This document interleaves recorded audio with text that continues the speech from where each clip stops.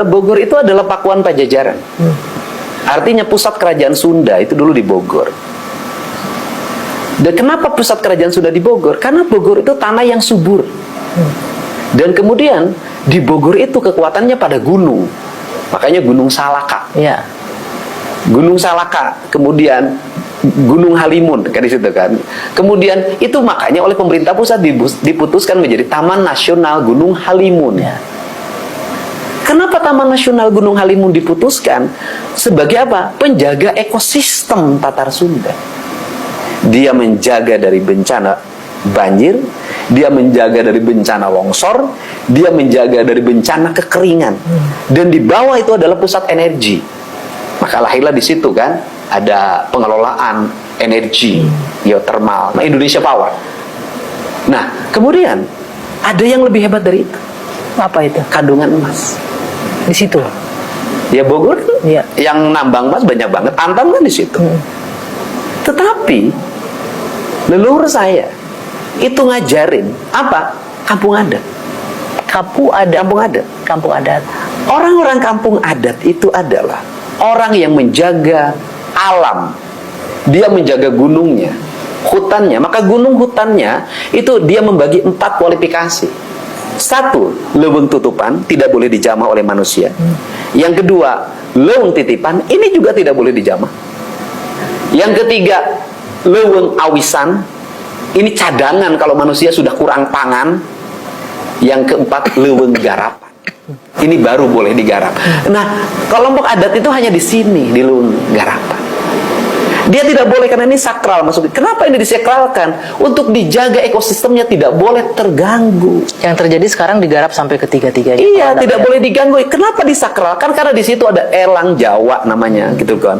Di situ puncak-puncak habitat, bisa jadi di situ ada macan tutul segala macam. Kalau kamu naik ke atas, mereka terganggu. Burung yang lagi bertelur, kemudian ular yang lagi berganti kulit, atau lagi mengalami pertumbuhan, itu di puncak. Makanya lambangnya gunung. Gunungnya begini, itu puncak ketauhidan.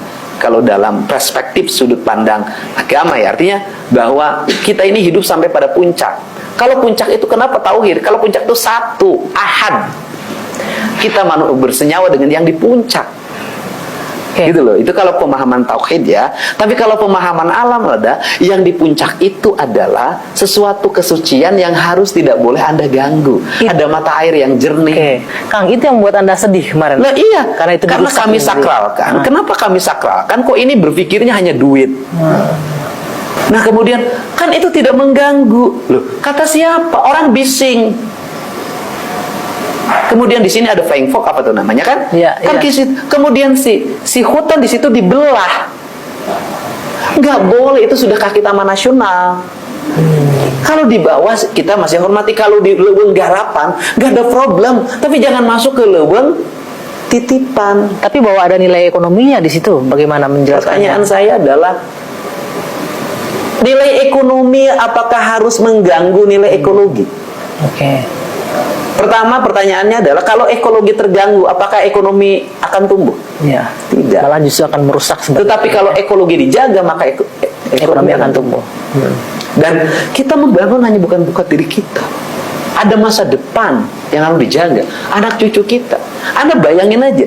Jangan ngomong Indonesia 2045. Kita ngomong Indonesia hari ini, Pak. Curah hujan itu belum tinggi 20-30 mm. Belum ekstrim. Harusnya belum banjir seperti belum kemarin. banjir. Kita baru dikasih 20-30 mm. Sudah kerepotan. Bagaimana kalau suatu saat 5 tahun ke depan ada curah hujan 50 mm? Sanggupkah kita menahan?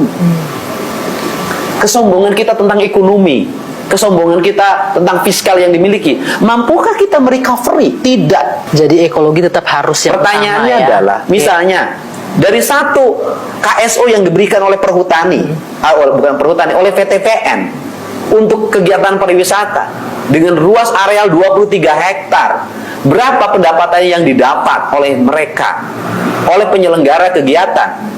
Itu satu KSO Kemudian berapa recovery yang hari ini harus dibayar oleh negara? Berapa kerugian setiap orang akibat banjir? Berapa biaya negara harus untuk pengerukan sungai, pelebaran sungai, pembebasan tanah? Oke, artinya tidak setimpal dengan harga yang Jauh dibayarkannya. panggang dari Oke, api.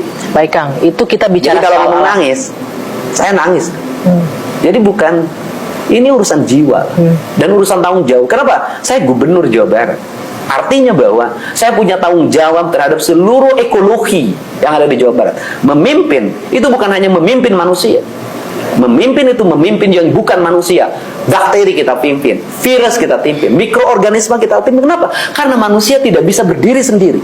Ya, tanpa Manusia adanya- memerlukan siklus. Kita baru diserang sama COVID aja udah kepayahan. Saya bisa merasakan emosinya Iya. Kang Deddy sekarang ini. Iya. Sebegitu pentingnya alam buat Kang Deddy ya. Keseimbangan ekologi itu penting Iya. untuk menopang hidup manusia, bukan sebaliknya ya. Iya. Bukan manusia mengeksploitasi. Iya, ekologi. jadi manusia yang numpang di ekologi, Oke. bukan ekologi yang numpang di manusia. Iya. Seluruh ekologi alam ini mereka tetap hidup tanpa manusia. Iya. Tapi manusia nggak bisa butuh hidup tanpa ekologi. Kang, kita